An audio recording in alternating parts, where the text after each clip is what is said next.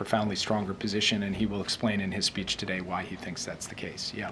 Can you talk at all about this unified U.S. approach between your administration and the incoming? Well, first, remember that when the Ukraine war started in those early months in 2022, oil prices spiked way above $100. The price environment for us to put sanctions on Russia's oil sector at that time would have meant a really significant hit to the American pocketbook and the American consumer. The price environment today is profoundly different. You said spiked. Actually, oil prices today are significantly lower than they have been over an average in the past few years. So actually, we have just a fundamentally different price environment, and that is the reason for why now.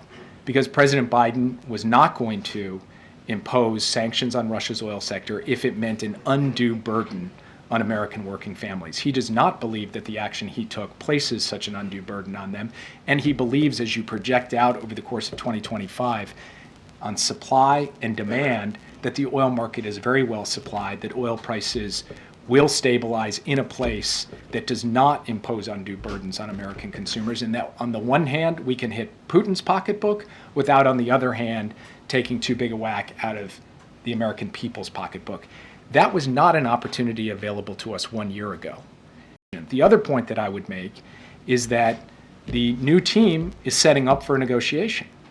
And in a negotiation, you need leverage. And part of that leverage has to come from the kind of economic pressure that makes Putin see he's going to continue to pay a significant price economically. And so this is also in service of an effective diplomatic outcome that will produce a just and sustainable peace for Ukraine.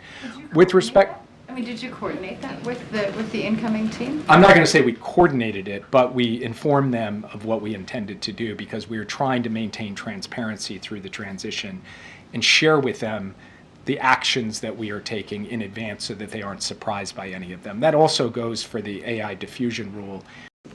Two questions. First, can I go back to something Josh asked at the outset, which is